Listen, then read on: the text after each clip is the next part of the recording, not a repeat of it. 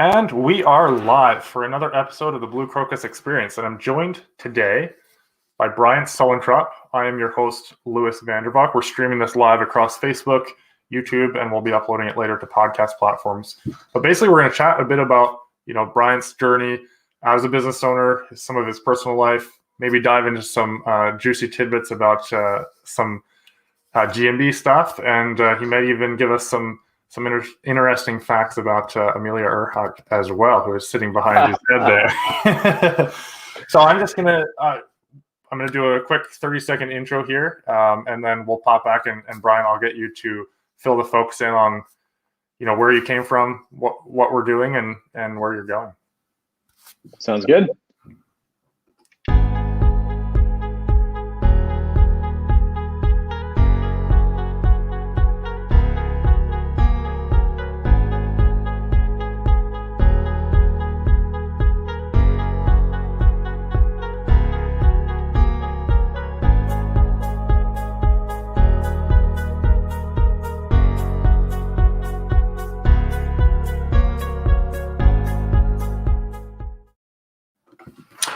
All right, we are good. We got it shared out to all the platforms, and I think we even had some little bit of audio overlap there, so that's good. But Bryant, welcome aboard here. I gave a quick intro there before we did the music countdown to give me time to go spread the good word. But I'll just quickly reintroduce you for those that have hopped on. Bryant is someone that I've gotten to know recently. He had reached out to me off of a live video I did in Sean Day's group, and we connected up there. We've been chatting back and forth, and just gotten to know him. He's a really cool guy, really involved in the business community. So, Brian, if you want to give us the quick catch up on who you are and where you're from and what you're doing, then we'll get rolling. Yeah, thank you, Lewis. Like Lewis said, my name's Bryant Suellentrop. I have a commercial cleaning and janitorial business in the Eastern North Carolina region. Primarily service the two towns of Greenville and Winterville. You won't know when you've gone from Greenville to Winterville. But yeah, so we do commercial cleaning and janitorial services, and fortunate enough to bump into Lewis on a Facebook Live that he was doing with Sean Day and all the people at Blue Skies. They're doing some really cool stuff. But then I reached out and talked to Lewis, and shoot, there's dude's doing a lot of really interesting things, and he had a lot of helpful tips, and did an audit, and it was just a lot of fun, learned a lot. So thanks for having me on, and be fun to hang out for a bit here. Awesome. And for those that are watching too, I'll just bring up some of the comments here. I see whoop whoop. So if you're inside the Facebook group, Contractors Growth Tips and Strategies, you have to allow StreamYard access to your profile. Otherwise, we just see your comment, which is awesome, but we don't know who you are. Lewis in the house and the boys. So make yourself known either by letting StreamYard access your name or shout out your name in the comments too. But this is exciting. And I wanted to point out, isn't Greenville in multiple states too? So I know when we were chatting, it was like... Yes, there's a Greenville, South Carolina and a Greenville, North Carolina. So if you join any Facebook group around here, you have to usually answer the questions. And the first one's like, do you know which Greenville you are joining? And then half the people back out and try and find another group because it's the wrong one. And there's a lot of like Facebook handles that are like, no, not that Greenville or this Greenville.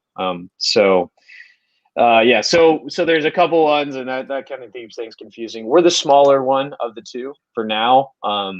And we've got a metro, I think, between the two towns of about a couple 100,000, but growing quickly.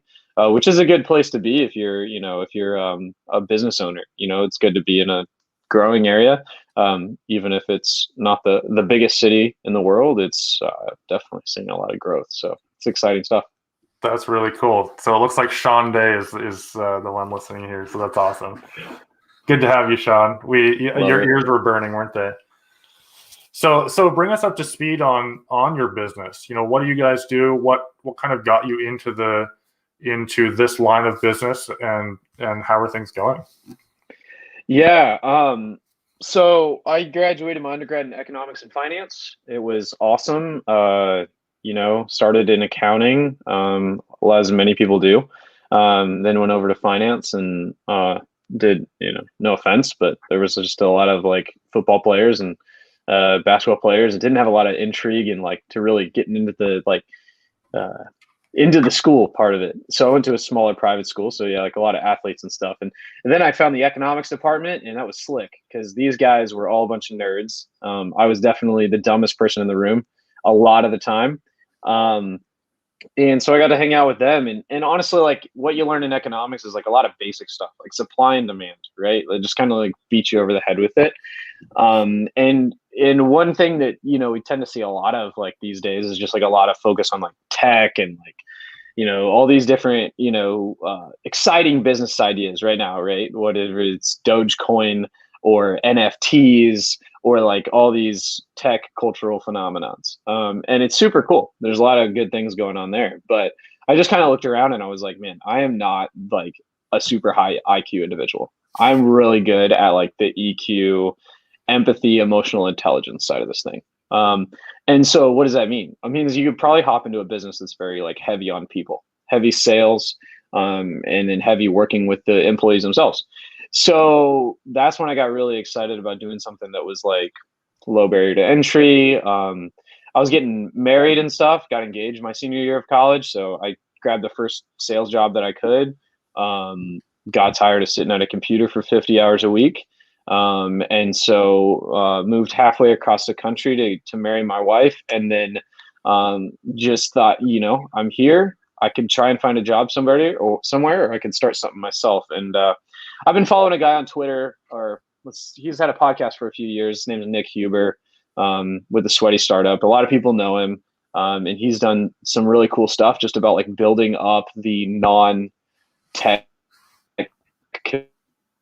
community and like how much money and how much pride like you can create just in a positive way, like good momentum, like a solid business just by doing some basic things right. And so coming back to that whole supply and demand thing, it's like there's a need for good contractors. There's like a big need for like good window cleaners and good pressure washers and good janitors, like all that kind of stuff. It's like severely underserved. And so that's kind of like when I hopped into that. And it was super exciting because I was like, oh, let me set up a website, because I come from a little bit of a digital marketing background. So I was like, I can do this. I can put a website. I can put up a Google My Business listing. Like I'm going to be a lot more competitive than others because they don't even really have their stuff dialed in at all. And so when I saw that opportunity there, yeah, a lot of them don't have listings, right? Or they have listings with 0 reviews, or they have listings that link out not to a website, but just to a Facebook page, which is fine, but there's no clear way for people to reach out to them or contact them or whatever. And so see a need, fill a need, right? And pretty quickly we were able to land a couple of customers just really based off our Google My Business listing more than anything else. And so, once you get that hit of like the first couple contracts and you start getting some checks in the mail, you're like, let's take this, to the moon, metaphorically, like, let's just double down on what's working. And so about a year in now, probably about 6 months of real effort. That's super exciting. How many guys on the team now? We just have a few because honestly, I scrub toilets every single day. So I am doing a lot of the work myself because if you've ever owned a service business, I mean, Lewis, you can attest to this, even on the agency side, like you're not delegating all the work that you're pulling in, right? Like you have to get into the nitty gritty. You have to understand the needs. I mean, I did not come from like a cleaning or janitorial background. So not only did like as a necessity of making some cash, I had to do some of the work, but also just as a function of being good at the job, right? Yep. What chemicals do we really need? I walk into the average, say we're going to flip a facility and we're going to be their provider instead of somebody else. They might have 15 chemicals they're running with. I need like 4, right? But I wouldn't know that unless I took the time to really like get in there and get the job done. So we have a small team right now. We're getting close to doing, we're doing a decent amount of revenue. And we're really excited. I mean, we're poised for a lot of growth by the end of the year, especially as things open up here in the States. We're really getting a lot of vaccine traffic and stuff like that. So we're really excited to see what 2021 brings. That's awesome. Because since we're on the topic of, your first couple of jobs came from your Google business listing, walk through some of that, because that's something I wanted to chat a fair bit with you about. It's like, why did you kind of initially lean towards having a Google business listing, and then as it goes on, how have you realized how important that is? So Google My Business is kind of unreal. It's confusing, and it's constantly changing, and Google is still trying to figure out exactly what it wants it to be. Like, this better than anyone. It's not a stagnant thing. You kind of have to be on the cutting edge of the updates and what they're prioritizing, and making sure that you're still acting in accordance with their terms of service so your account doesn't get suspended. Yeah. All these things happen to people. But to get to the whole point of like, why did I focus on a Google My Business listing? Again, I got to give a nod to that guy that I was telling you about before, Nick Huber. You can check him out on Twitter. He puts out a lot of really good stuff. He's mostly into real estate now, but when he talked about the service businesses and stuff, he was like, get that Google My Business listing. Like, especially, he was really early in on it, right? And that was something he did to optimize his self-storage facilities, right? Because he had a lot of these older generations with a lot of opportunity to optimize that and get some good reviews and, put the website in there. And so even if your website is ranking on page 5, like to this day, my website is not, we're only a year in. So we don't have a lot of like strong reputation in Google's mind. Even if we chock it full of content and get all the right keywords and all that stuff, it takes time. And so when I saw with Google My Business listing that, I can show up, at least in my 5-mile radius, I can show up in the top 3 or 5 or maps. Like, you're not going to show up in the top 3 of SEO for commercial cleaning within years of you kind of getting your website up and running. You're likely not going to. The people that are going to show up there are Thumbtack and Home Advisor and all that stuff. Now, you still want to fight to be like that first organic search, right? But if you can get in the map pack above them, freaking money, right? Like, I mean, you need to be doing that all day, double down on that. And that's what people really want. They don't want to go through some third party. They want the authentic, who is my local service provider? I want to verify that they have good reviews, and I want to hire them fast. And so that's the beauty, because that's what I use. I use Google My Business. So I thought, well, why wouldn't my customers want to use it? Yeah, tell us the story about your wife. Oh yeah, dude. Okay, so the more I learn about Google My Business, and the more I see that a lot of the listings, a lot of legit listings, right? But there's a lot of reviews that are like interesting. Like, that's not a legit review necessarily, but okay. But anyway, aside from that whole diatribe, like, my wife, so we just found out we're expecting, right, a few weeks ago, and that's all exciting and everything, right? And so you have all these things. It's our first. So we just got married in August, so it's our first kiddo, and a lot of things to figure out, right? There's no total playbook for this, but like the first thing you do is you're like, I got to get an OBGYN, right? And so in this town, there's like 2 or 3 real options for OBGYN. And I'm like, I'm like asking a friend. I like found out they were expecting, like, how's your experience? Because that's how I am. I'm social. And my wife, she's more of the introvert, or more of the just like not going to go out of her way to ask people about stuff like that, especially when it's like more of a private thing like that.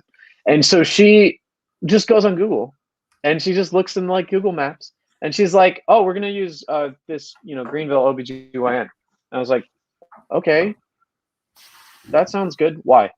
And she said, well, they have better Google reviews. And I was like, my jaw dropped to the floor, and it was like a light bulb went off in my head. And I was just like, if people are willing to choose their OBGYN, and for better or for worse, if they're willing to do that based on Google reviews and the social proof that lies therein, their janitorial service, their clean, like, game over. You have to double down on this. It's not an option, because there's going to be a certain percentage of consumers that only look in those places for that kind of a service. Yeah. No, it's crazy. And when you told me that story the other day, I was like, we gotta hop on. We gotta chat about this, because everything that you're saying, I agree with everything that you're saying about Google business listings. Like, if you can get in the top 2 or 3, you're going to be capturing the top 2 or the top 1 to 3 listings are capturing like 80% of the people that are looking for the service. And apparently OBGYN is a service that people are looking for in the Google business listing. So take note, even brick and mortar businesses, because I talk about it all the time for, service businesses, because people are looking for a service. You want to be the first one they call, but even for brick and mortar, like that's really important. The other thing I wanted to touch on too is when you were talking about the website, not necessarily ranking for years, age is a factor. But if you can have some really specific stuff about your location, about, answering different questions that you're looking for, you can actually sometimes outrank those, aggregators like Home Advisor, et cetera, because they're just like shotgun blasting all the towns and cities they can. Yeah. Really focusing on content around your area. That can be really helpful. There's so much. Yeah. I mean, you see that they have like how many millions of people that are like linking to their website and giving them that credibility that Google loves, right? Because like for all the like Google like frustration that you can have or whatever, like at the end of the day, Google still has like a very important, they've received a lot of scrutiny from especially in the US. Like they're really looking hard, like the legislation and things like that, they're really looking hard at Google right now. And they're saying, is Google really providing a level playing field? And so Google has to do everything it can to not just promote these like thumbtacks and these home advisors. They need to start being like, they are being forced, even in some cases, that I'm not up to date on the latest, but Google is really, from people I've talked to, really trying to do more in getting rid of fake listings, which if you're running a good business, like, right, like if you're doing all the right things, like you're actually providing a good service, you've got real good reviews, your website is easy to use and people can book online quickly, efficiently, and payment is appropriate for the service that you're providing. Like if you're doing all those things, Google's going to reward you over time. Like there are some things you can do to speed up the process, but you're absolutely right. Like there's certain things like, the amount of time people spend on your website, the amount of traffic that's actually being driven. And like, it's looking at all these things and saying, hey, is this website answering the questions that people have? Is it, ultimately when URI is looking for a service or a product online, Google's like, out of the millions of websites, which one matches their search intent the best, right? So you've got to try and get in the minds of your customer and then have the questions that Google thinks would match their search intent. Yeah, exactly. I love it. I mean, I'm really pretty obsessed with all things, local search engine optimization and everything like that, just because, look, I kind of see it as like David and Goliath. I mean, honestly, like, there's the home advisors, these big tech companies with sales teams and all this stuff that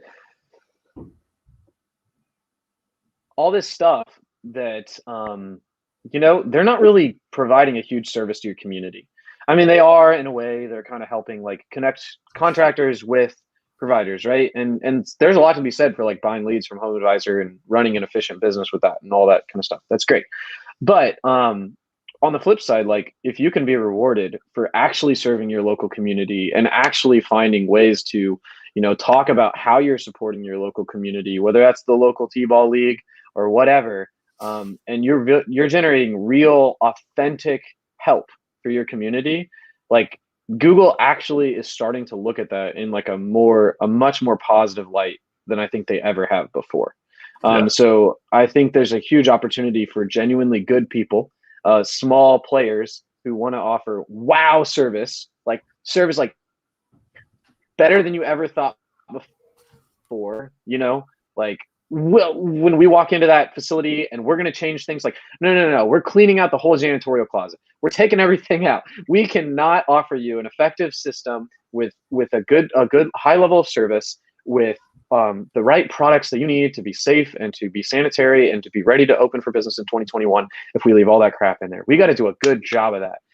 And so if you're going to go above and beyond and create the right systems and processes to like run a strong business, like that's all getting in some way, shape, or form,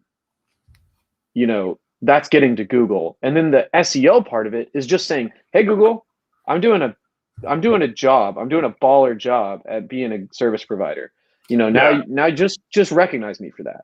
Yeah, and the key, you made the key distinction there. It's like you can do as good a job as you want, but if you don't tell Google and tell potential people who are looking, they're not going to see it and they're not going to find out. So absolutely, yeah. And I think, I mean, we could talk for hours about this topic. I do want to hit on a couple other topics, but the main summary is, guys, get a Google business listing. Reach out to, Bryant's figuring out a lot of stuff on his own as he kind of wades through all the knowledge out there. Reach out to Brian if you have questions. I'm happy to hop on a call with you guys as well. But there's a lot of stuff you can do to get your Google business listing to show up better. Stuff you can do on your website to help that to gradually climb up the ranks as well. But it's a fun game, and you say you're obsessed with it. I mean, we've created a business around it, so that's kind of, we love it as well too. I'm going to hop into the comments here a little bit. I'm guessing it's Sean saying, let's get you a great cleaner or two. I scrubbed so many toilets the first 5 years of my business. Way to get dirty. That's awesome. And then he follows up with, get the kids scrubbing toilets. That popped in when you were saying that you guys were pregnant.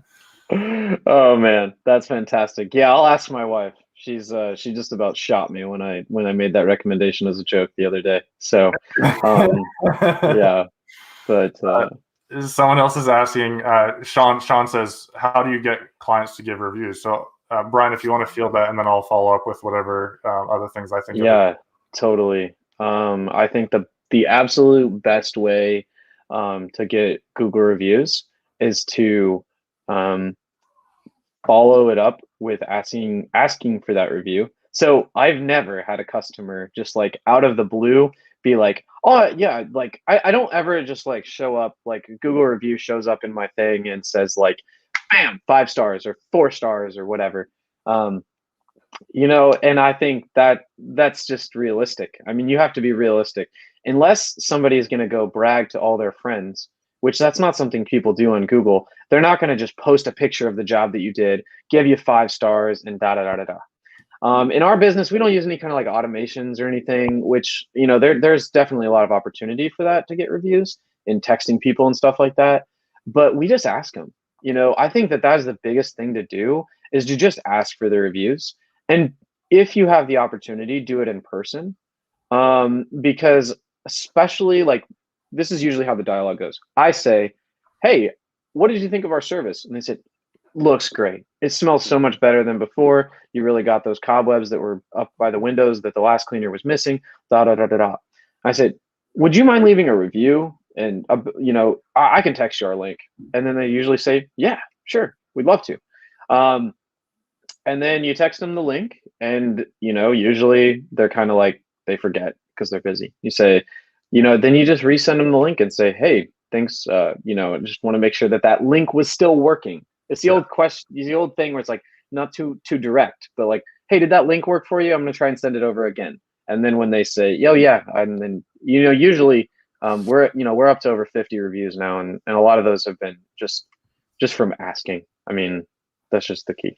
It is the key. Yeah, I can't agree more. That's like, I think we've gotten one review from someone that I just did a video for, and he was like, that's awesome, and gave a review. But everyone else is like, I've reached out and asked, and this is across the board. Like, I've read books on it, I've listened to people give podcasts on it, and if you don't ask, you're not going to get them. Yeah, sure, you're going to slowly over time get it, but if you want to speed it up and get reviews, like think about you or I, right? I'm probably a little bit of an outlier because I'm trying to build up my reviews and build up my Google, the power of my Google account. So I leave reviews at restaurants, etc. But most people, you go to a restaurant, you eat, you might give a bad review, but for the most part, you're not thinking about leaving a good review, right? And so, I think the saying goes, I'm going to butcher this because I think I have the numbers wrong. But if you do a bad job, 20 or 30 people are going to, know about it. But if you do a good job, maybe 1 to 5 people are going to know about it. So if you can really, really jump in, and the timing is key too. So Brian, you went through, you're going over how the job went, et cetera. And they're like, it's awesome. We're like, awesome. To help us grow and to continue offering you this level of service, we'd love it if you could give us a review, something like that. And then the follow-up, I love your little, hey, is the link still working? Follow-up is key in making the sale and getting the review. In honestly everything in business, follow-up is crazy important. So yeah, you can get automation, which you guys may get down the road, including your review link in your emails, in your signature is a great way to do it. Just occasionally posting it on Facebook and saying, hey, if we've ever done service for you, but just having that option for people, and doing it in person or over email when someone's left you a rave review and email for and be like, hey, would you mind just posting this on Google? You've already kind of pre-vetted them. They're going to give you a good review, and that's what you're going for. And if someone isn't going to give you a good review, you're going to fix it so that they do, right? Yeah, I mean, if you get the opportunity to fix that, or at least what would have been a 2-star review, let's bring that up to a 4-star review, right? Yeah. We got our first 4-star review today, and honestly, I was stoked because we have a bunch of 5-star reviews, but we got our first 4-star one, and I was like, look, that means we can be 20% better. And also, I mean, it doesn't bring your averages down. Like, I mean, you're doing great. Like, 4-star review, 5-star review, like get them up there, because what you want to see is 4.5 stars. Like that's where you want to be. People are going to know if it just says 5 stars and you got 15 reviews, people are going to be kind of like, like that seems like, they're okay with seeing, like, don't freak out if you have a 4-star review or a 3-star review, because people want to know that you're like authentic. And even more importantly, it's how you respond to that review, right? Because I mean, so many times people will leave you a 3-star review and still be somewhat flattering in the review text. They'll say, actually, they did a great job. It was just like we had one hiccup in the payment because and it was because their credit card didn't work or something, right? But then people are going to read through that and they're going to see, okay, this is why. And it's like, okay, then they're like, it's just like your website. Like, the longer you can keep them on there, the more they're committing. They're intrigued, right? And then they see your reply where you say, thank you so much for allowing us to service and all that stuff. I mean, it really, I think, builds a lot of trust between, it's like you've had that conversation already with your future customer before you even had it, right? Exactly. Yeah, people see the professionalism that you reply with. And the other thing, too, is having, the 1 or 2, 4, 3-star reviews. It shows that it's not just your aunts and uncles and your mom leaving your reviews, right? Gosh, it builds trust with people. Totally. Yeah, that's awesome. I want to touch on Twitter, because I've had a business Twitter account for probably pretty soon after we got started, but I really do hardly anything on it. But when we met, you messaged me on Twitter, and I'm perfectly comfortable with saying I didn't even know Twitter had a messaging function. I really spend so little time on it. And don't use it as a main prospecting tool or anything. But you've used it to connect with a lot of business owners, and so walk us through the ecosystem you found on there, ways to use it for business, and just dive into that. Totally. Yeah. So Twitter has been a huge help for me. So I've been listening to the Sweaty Startup guy, Nick Huber's podcast for a long time, and for years, really, before I starting all this. And then in the fall, when he recommended Twitter, I was like, well, I'll hop on. Haven't been on there since 2008, or 2015 or something, like back in my high school wrestling days when I was getting tagged for getting my butt kicked by some other kid, gets beat again. Right. But, no, but I mean, really, like, I was like, oh, Twitter's like a political cesspool of nothing, like totally unuseful. So I'll stay out of there. But then I got on there and I followed the right people. I curate my feed super hard, and I just look like, who are like the best, like 50 people I can follow. And there are people that have done everything from, building in public, where they have, whether it's janitorial or where they're doing like kind of like some window cleaning or lawn care. I've seen a lot of where people are talking about like the real hard numbers that people love to see. Like, if you're looking to build a business, there's a lot of good people on there. And you can, if you're not afraid to talk about your business and to receive criticism, I have had so much help on my business from people in there. And then the magic always happens, like the magic happens in the DMs. I mean, people, I've had some conversations with some amazing heavy hitters just in the world of, small business to real estate. And I had some phone calls with some amazing people doing amazing things. Some kind of question that I always get on there all the time is like, how much money do I need to start a cleaning company? And it's like $400. Like you'll be fine. Like just start doing it. But you talk to people like that, but then you'll talk to people who have multi-million-dollar. I have a friend now His name is Rich Jordan, and he's on Twitter, and he has a plumbing, business that he purchased. And he's really doing some transformative things, and he's sharing a lot of that on Twitter. And so I'm trying to do the same. And I think I've had 60 phone calls with people from Twitter. And especially in this COVID time, like there's not people in my local community that I can connect with as much, right. And the nature of a lot of us, we're contractors, right? So like, if I go talk to another cleaning company in town, they're my direct competition. So it kind of sucks. Right. But if I go find a janitorial company in DC, I've made a great friend up there. His name is Phil Harper. I met him on Twitter, and like I'm probably going to go up and visit him pretty quick, Awesome. and learn about the residential side of the business, because he has a residential cleaning business too. And so that's been super fantastic. So yeah, definitely reach out to me on Twitter. I'd be happy to give anybody any tips. That's definitely the best place to reach me. I'm definitely addicted. So I've noticed. I'm like, that's do a I little text bit. him, call him, or I don't even know. Tweet, yeah. Tweet.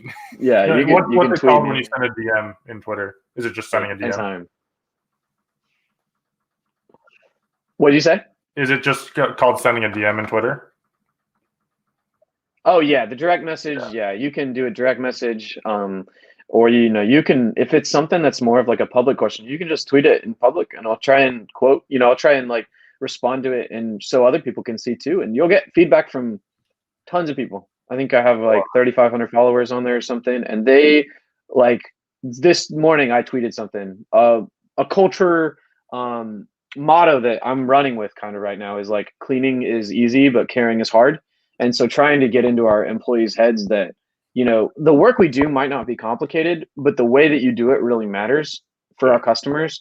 This is the place where they work. This is the place where they live. Showing respect and caring goes a long way. And so I was able to post that, and I said, what other business mottos have you heard? And people are giving me all kinds of feedback. This is just 30 minutes ago. And they're saying, that's good, or you could add this or that. And, it's just amazing to see how many entrepreneurs and business owners, because they get what it's like, are willing to help others. And, that's what I love about, Lewis, you've given me so much good advice and so much help on, my Google My Business location and just other, marketing ideas and things like that. And I listened to several other episodes of the podcast. It's been cool, and all that is kind of due to Twitter and a little bit of Facebook. Yeah, no, it's huge. I appreciate that. But networking is crazy. And especially this last year, my network has probably doubled in the last year compared to what it was, 10 years before that. Just connecting with people around the country. We're all a lot more comfortable with hopping on phone calls and Zooms and all of that, out of the circumstances. But, connecting with people. Yeah, follow Bryant. He's got a thriving community of people on Twitter. I'm just sitting in the sidelines taking tips on how to properly use it. I'm really comfortable on Instagram and Facebook. Facebook being my strongest, platform right now. Totally. Previous, hobby, I used Instagram a lot and grew it to like 2,000 in about a year. So I'm comfortable on those platforms, but Twitter is just, like you said, I thought it was a political cesspool as well. Yeah. I mute, and here's the thing: you can hop in. The thing about Twitter is you can mute all those words. So you can mute Biden, you can mute Trump, you can mute politics, you can mute Democrat, Republican, Independent, Liberal, whatever. You just mute all that, and you don't see it.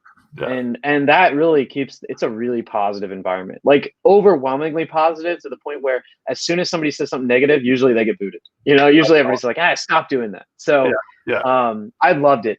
Yeah. That's so cool.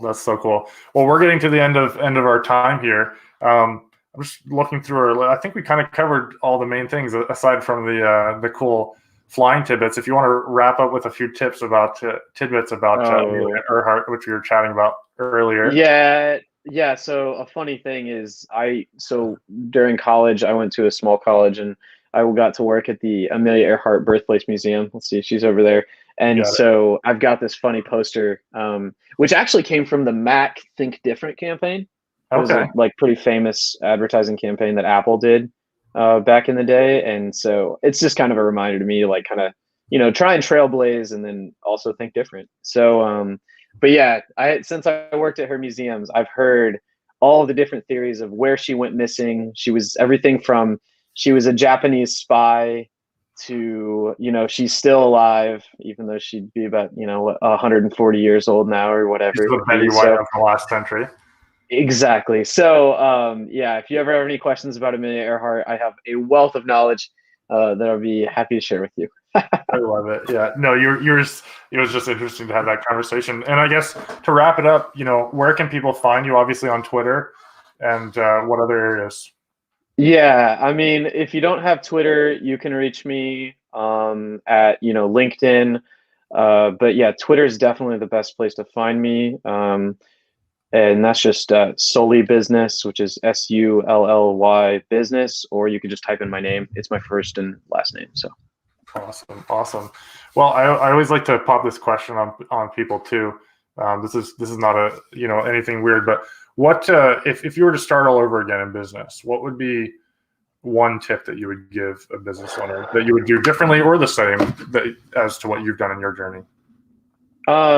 Yeah, I mean, like I said, we onboarded our first customer maybe in August, and we'd been doing some preliminary stuff before then. So I'm only 6 months in, but I think really like hiring as soon as you possibly can, like as soon as it's feasible, or maybe even before it's not feasible financially, like get that employee so you can start getting those operating systems in place and all those kinds of things, so that it can free you up to talk to cool people like Lewis and Google, dominate your Google My Business listing and all of those kinds of things. Like hiring is your ticket to freedom. It's a high price to pay. It's hard to hire. It's hard to pay workers' comp. It's hard to teach people how to do the work and care, but that's the only way to grow. So. Yeah, I love that. I'm going to give a plug to Sean Day if he's still on here, and if he's not, guys, chase him down. I've been connected to Sean for about a year now, and that guy has a crazy awesome system for hiring. I've seen it too. Yeah, Sean is the man. Yeah. Yeah, specifically for service businesses, and the prices is I don't know what his prices are now, but they're so affordable compared to a lot of talent agencies. And he's got like a Fortune 500, quality hiring process to eliminate people down to only the people that fit in your culture. So Sean, if you're still listening, if not, hunt Sean down and find him if you're looking for someone to help with hiring. But to kind of bring it back in-house here, Brian, it's been an absolute pleasure. I really appreciate the insights and everything. I'll be branching out into Twitter a little bit more, but guys, follow what Brian's doing, follow the journey. He's just getting started. And like I said, again, it's been an absolute pleasure having you on here. Hey, Lewis, I really appreciate it. And I'll look forward to seeing you on Twitter. Awesome. I'm going to end the live here. Just stick around for a second. We'll wrap up off air. But everybody, sounds good. Stay busy. Stay pushing forward, and keep making moves.